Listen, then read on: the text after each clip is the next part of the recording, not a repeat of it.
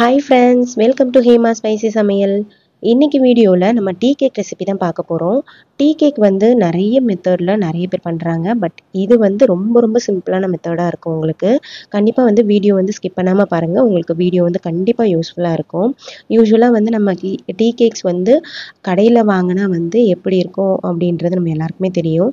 இதே நம்ம வீட்டில் இவ்வளோ மாய்ஸ்சராக, இவ்வளோ ஸ்பாஞ்சியாக, சாஃப்டாக, ரொம்ப ரொம்ப ஈஸியான மெத்தடில் இப்போ நான் வீடியோவில் காமிக்கிற மாதிரி அவ்வளோ சாஃப்டாக ஸ்பாஞ்சியாக இருக்கும். நீங்கள் எத்தனை பீஸ் சாப்பிட்டாலும் சாப்பிட்டுட்டே இருக்கலாம். அந்த அளவுக்கு டேஸ்டியாக இருக்கும். அதை எப்படி பண்ணுறதுன்னு நம்ம இப்போ பார்க்கலாம். மெஷர்மெண்ட்ஸ் எல்லாமே நான் உங்களுக்கு டிஸ்கிரிப்ஷன்லேயும் கொடுக்குறேன். நீங்கள் இதுலேயுமே வந்து நோட் பண்ணிக்கோங்க. இப்போ வந்து ஒரு 4 எக்ஸ் வந்து எடுத்துக்கலாம். இது வந்து 1/2 kg டீ கேக் பண்ணுறதுக்கான மெஷர்மெண்ட் தான். இப்போ ஒரு பெரிய பவுலில் ஒரு 4 எக்கை நம்ம வந்து உடைச்சிட்டு சேர்த்துக்கலாம். எக்கு வந்து புதுசாக இருக்கிற மாதிரி பார்த்துக்கோங்க. இந்த மாதிரி கரு வந்து கலையாமல் இருக்கணும். அந்த மாதிரி பார்த்துக்கோங்க. இப்போ வந்து அதில் ஒயிட் கலர் பேச்சஸ் இருந்தால் அதையும் ரிமூவ் பண்ணிவிடுவேங்க. அதுக்கப்புறமா அதில் ஓடி ஏதாவது உடைக்கிறப்போ விழுந்திருந்ததுன்னா அதையுமே ரிமூவ் பண்ணிவிடுங்க பார்த்து. எப்போவுமே வந்து அந்த ஒயிட் கலர் பேச்சஸை வந்து எடுத்துட்டோன்னா நமக்கு வந்து அதில் கவுச்சி ஸ்மெல், அதாவது முட்டையோட ஸ்மெல் வந்து அதிகமாக இருக்காது. நம்ம வெனிலா டீ கேக்லாம் பண்ணும்போது முட்டை ஸ்மெல் கண்டிப்பாக இருக்கும். அதுக்கு தான் நம்ம எசன்ஸ் சேர்ப்போம். இருந்தாலும் இந்த பேச்சஸ், அந்த ஒயிட் பேச்சஸ்லாம் வந்து ரிமூவ் பண்ணிட்டா இன்னுமே நமக்கு ஸ்மெல்லே இல்லாமல் இருக்கும். கூடவே வந்து ஒரு பிஞ்ச் அளவுக்கு சால்ட் வந்து சேர்த்துருக்கேன். இது கூடவே ஒரு 1/4 டீஸ்பூன் அளவுக்கு பைனாப்பிள் எசன்ஸ் வந்து சேர்த்துக்கலாம். பைனாப்பிள் எசன்ஸ் இல்லை அப்படின்னா வெனிலா எசன்ஸ் 1/2 டீஸ்பூன் சேர்த்துக்கோங்க. பைனாப்பிள் எசன்ஸ் சேர்க்கும் போது நமக்கு பேக்கரி ஸ்டைலில் கிடைக்கிற மாதிரி அதே மாதிரி ஸ்மெல்லோடு இருக்கும், நல்லாயிருக்கும். ஆனால் வந்து ரொம்ப கம்மியாக தான் சேர்க்கணும், ரொம்ப அதிகமாக சேர்த்துறாதீங்க. 1/2 டீஸ்பூன்லாம் சேர்த்துட்டா ரொம்ப ஸ்மெல் அதிகமாகிடும். அதனால் அதை மட்டும் பார்த்துட்டு சேர்த்துக்கோங்க. இதே மெஷர்மெண்ட் வந்து பார்த்து சேர்த்துக்கோங்க. அதுக்கப்புறமா இது எல்லாத்தையும் சேர்த்துட்டு நம்ம வந்து பீட்டர் வந்து ஃபஸ்ட்டு ஸ்பீடில் வச்சு நல்லா பீட் பண்ண ஸ்டார்ட் பண்ணணும். ஃபஸ்ட்டு ஸ்பீடில் ஸ்டார்ட் பண்ணி நம்ம 4th ஸ்பீட் வரைக்கும் கொண்டு போகணும். கொஞ்சம் கொஞ்சமாக, அதாவது 2 மினிட்ஸில் வந்து நம்ம சேஞ்ச் பண்ணிகிட்டே வரணும். இப்போ பார்த்தீங்கன்னா இது கூட ஒரு 3 கிராம்ஸ் அளவுக்கு கேக் ஜெல் வந்து ஆட் பண்ணியிருக்கேன். நீங்கள் கேக் ஜெல் வந்து ஆட் பண்ணியும் பண்ணலாம், பண்ணாமையும் பண்ணலாம். கேக் ஜெல் யூஸ் பண்ணுறதுனால எந்த வித ப்ராப்ளமும் இல்லை. அதனால் இன்கேஸ் உங்களுக்கு வேண்டான்னு நீங்கள் விருப்பப்பட்டீங்கன்னா பேக்கிங் சோடா வந்து 1 கிராம் அளவுக்கு சேர்க்குற மாதிரி இருக்கும். அவ்வளவுதான். இப்போ வந்து கூடவே வந்து சுகர் வந்து கொஞ்சம் கொஞ்சமாக ஆட் பண்ணிக்கணும். பவுடர் சுகர் ஆட் பண்ணக்கூடாது. அப்படியே தான் சுகர் ஆட் பண்ணணும். அப்போ தான் வந்து கொஞ்சம் கொஞ்சமாக அது பீட் ஆகும்போது கரைஞ்சி நமக்கு வந்து ஃப்ளஃபினஸ் வந்து சூப்பராக கிடைக்கும். அதனால் பவுடர் சுகர் ஆட் பண்ணாதீங்க. இந்த மாதிரி கிறிஸ்டல் சுகராகவே ஆட் பண்ணிக்கோங்க. இது வந்து 140 கிராம்ஸ் அளவுக்கு எடுத்திருக்கேன். சுகர் வந்து 140 கிராம்ஸ் எடுத்திருக்கேன். இது ஒரு 4லேருந்து 5 பேட்சஸாக கொஞ்சம் கொஞ்சமாக சேர்த்துக்கோங்க. சேர்த்துட்டு இது மாதிரி பீட் பண்ணுங்கள். பீட் பண்ணும்போதே நமக்கு வந்து கரகரன்னு சவுண்டு வந்து கேட்டுகிட்டே இருக்கும். ஏன்னா அதில் கரையாமல் இருக்கும். நல்லா வந்து பீட்டரை வந்து 2 to 3 ஸ்பீடில் வச்சு நல்லா வந்து பீட் பண்ணி எடுத்துக்கோங்க. கேக் ஜெல் அப்போ தான் வந்து நமக்கு நல்லா வந்து பீட் ஆகும். இல்லைனா கேக் ஜெல் வந்து கரையாமலே இருந்துடும். கேக் ஜெல் சேர்க்கும் போது பார்த்தீங்கன்னா நல்லா வந்து அந்த நுரன்னு சொல்லுவோம் இல்லையா, அது எப்படி சொல்கிறதுன்னு தெரியல, அது வந்து நிறைய வந்திருக்கும். பார்த்தீங்கன்னா தெரியும். அதுதான் வந்து கேக் ஜெல்லோட யூஸு. அதே மாதிரி கேக் வந்து கொஞ்சம் கன்சிஸ்டண்ட்டாக இருக்கும். கொஞ்சம் நம்ம கட் பண்ணும்போது நல்லா வந்து ஒரு ஃப்ளஃபினஸ்க்கு வந்து கொடுக்கும். அந்த பேக்கிங் சோடாவோட ஒர்க்கை வந்து இந்த கேக் ஜெல் வந்து பார்த்துக்கும். ஸோ அதை தான் வந்து நம்ம அதுக்காக தான் வந்து கேக் ஜெல் யூஸ் பண்ணி பண்ணுறோம். ஸோ இது மாதிரி நல்லா பீட் பண்ணதுக்கப்புறமா, சுகர் சேர்த்ததுக்கப்புறமா நல்லா வந்து ஒரு 3 ஸ்பீடில் வச்சு பீட் பண்ணி எடுத்துக்கோங்க. அதுக்கப்புறமா வந்து சைட்ஸை இந்த மாதிரி ஸ்பேட்சில் வச்சு இந்த மாதிரி ஸ்க்ராப் பண்ணிவிட்டு அதுக்கப்புறமா வந்து திருப்பி பீட் பண்ணுங்கள். ஏன்னா சைட்ஸில் வந்து சுகர் போயிட்டு அப்படியே வந்து ஃபார்ம் ஆகிட்டு இருந்துக்கும். அதனால் மறுபடியும் எடுத்து விட்டுட்டு இதே மாதிரி 2 டைம்ஸ் வந்து எடுத்து விட்டுட்டு அதுக்கப்புறமா பீட் பண்ணுங்கள். இந்த மாதிரி பீட் பண்ணி எடுக்கும்போது பார்த்தீங்கன்னா சுகர் ஃபுல்லாகவே வந்து நமக்கு நல்லா கரைஞ்சிரும். அப்போ வந்து நமக்கு சுகர் வந்து கிறிஸ்டலைஸ் ஆகாமல் இருக்கும். ஸோ இந்த மாதிரி நல்லா பீட் பண்ணி எடுத்துக்கோங்க. நல்லா 4th ஸ்பீடில் வச்சு நல்லா வந்து பீட் பண்ணுங்கள். என்னோடதில் பார்த்தீங்கன்னா 5th ஸ்பீட் வரைக்கும் இருக்கும். ஸோ நான் வந்து 4th ஸ்பீட் வரைக்கும் வச்சு நான் பீட் பண்ணிடுறேன். ஒரு 1 மினிட்க்கு மட்டும் வச்சு நல்லா பீட் பண்ணுங்கள். இதுக்கப்புறம் பார்த்தீங்கன்னா கொஞ்சம் வந்து சுகர் ஃபுல்லாக கரைஞ்சதுக்கப்புறம் நல்லா இந்த மாதிரி திக்காக இருக்கும்.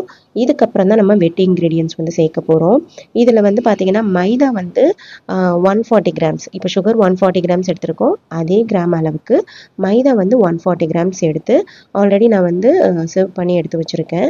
இதில் 1 கிராம் அளவுக்கு பேக்கிங் பவுடர் சேர்க்கணும். ஒரே 1 கிராம் அளவுக்கு மட்டும் சேர்த்துக்கோங்க. சேர்த்துட்டு இதை வந்து ஜலிச்சுட்டு நம்ம பேட்டர் கூட சேர்க்கணும். அது வந்து என்னோட வீடியோவில் வந்து கட் ஆயிடுச்சு வீடியோ எடுக்கும்போது. இதில் வந்து நான் என்ன சேர்த்துருக்கேன்னா, இப்போ மைதாவும் பேக்கிங் பவுடரும் சேர்த்துட்டு அதனால ஜலிச்சுட்டு சேர்த்துக்கோங்க. சேர்த்துட்டு இது கூடவே ஆயில், அதாவது ரீஃபண்ட் ஆயில் வந்து 20 கிராம்ஸ் அளவுக்கு சேர்த்துருக்கேன். அது ரெண்டுமே வந்து இந்த வீடியோவில் வந்து கட் ஆகிடுச்சு, சாரி. அது மட்டும் பார்த்துக்கோங்க. சேர்த்துட்டு இந்த மாதிரி லைட்டாக ஆயிலும் மைதாவும் சேர்த்ததுக்கப்புறம் பீட்டர் யூஸ் பண்ணக்கூடாது. அதுக்கப்புறம் ஸ்பேச்சுலாலே வச்சு இந்த மாதிரி கட் அண்ட் ஃபோல்ட் மெத்தடில் நல்லா வந்து நல்லா சாஃப்டாக, அதாவது எப்படி சொல்கிறது, ஸ்மூத்தாக வந்து ஸ்பேச்சுலா வச்சு இந்த மாதிரி நல்லா கலந்து எடுத்துக்கணும். இப்போ இந்த மாதிரி கலந்ததுக்கப்புறமா இதில் வந்து நான் மில்க் எதுவுமே சேர்க்கலை, இதுவே வந்து கரெக்டாக இருந்துச்சு. உங்களுக்கு மில்க் வந்து ஆட் பண்ணணும்னா ஒரு 2 to 3 டீஸ்பூன் அளவுக்கு மட்டும் சேர்த்துக்கோங்க. இப்போ வந்து இந்த அளவுக்கு திக்னஸ் இருந்தால் போதும், ரொம்ப திக்காக இருந்தால் மட்டும் மில்க் சேர்த்துக்கோங்க. இதை வந்து ஒரு 7 inch டின்னில் வந்து நான் எல்லாத்தையுமே சேர்த்துக்கிறேன். இது வந்து பார்த்தீங்கன்னா இதில் பட்டர் ஷீட் போட்டு அதில் பட்டர் எதுவுமே நான் ஆட் பண்ணலை. கீழலாம் டீ கேக் எதுவுமே அது மாதிரி ஆட் பண்ண வேண்டிய அவசியம் இருக்காது. பேட்டர் எல்லாத்தையுமே வந்து இந்த 7 inch டின்னில் வந்து சேர்த்துக்கலாம். 1/2 kg பண்ணுறதுக்கு இந்த 7 inch டின் வந்து உங்களுக்கு கரெக்டாக இருக்கும். ப்ரௌனிக்குமே வந்து பார்த்தீங்கன்னா 1/2 kgக்கு 7 inch டின் தான் வந்து கரெக்டாக இருக்கும். இந்த மாதிரி சேர்த்துட்டு டேப் பண்ணிடலாம். 2 டைம் வந்து இந்த மாதிரி டேப் பண்ணி விட்டுட்டு அதுக்கப்புறமா இந்த மாதிரி ஸ்டிக் வச்சு நல்லா வந்து ஏர் பபிள்ஸ்லாம் ரிமூவ் பண்ணிடலாம். ஏர் பபிள்ஸ்லாம் ரிமூவ் பண்ணும்போது நமக்கு கேக் வந்து கட் பண்ணி எடுக்கும்போது அதில் வந்து குட்டி குட்டியாக ஹோல்ஸ் மாதிரி இருக்கும் பார்த்தீங்களா, அது வந்து குட்டி குட்டியாக ஹோல்ஸ் வந்து நிறைய இல்லாமல் ரொம்ப வந்து நெருக்கமாக இருக்கிற மாதிரி இருக்கும். நமக்கு வந்து கேக்கும் வந்து நல்லா சூப்பராக திக்காக இருக்க மாதிரி இருக்கும், நல்லாயிருக்கும் டேஸ்ட்டு. ஸோ அதுக்கப்புறமா நான் ஓடிஜியை வந்து ப்ரீஹீட் பண்ணிட்டேன். ப்ரீஹீட் எந்த டைமில் பண்ணனா, நம்ம வந்து மைதா சேர்க்குறோம் இல்லையா, அந்த டைமில் ப்ரீஹீட் பண்ணணும். 10 minutes வந்து பேக் மோடில் வச்சுட்டு 170 டிகிரி மட்டும் வச்சா போதும். 180 டிகிரி இதுக்கு வேண்டாம். ஏன்னா 170 டிகிரியில் வைக்கும்போது நமக்கு ரொம்ப வந்து கலர் சேஞ்ச் ஆகாமல் ஒரு மாதிரி லைட் ப்ரௌன் கலரில் வரும். நீங்கள் இப்போ 180 டிகிரிலாம் வச்சிங்கன்னா உங்களுக்கு பேக் பண்ணும்போது மேலே வந்து ரொம்ப டார்க் கலராக வரும்.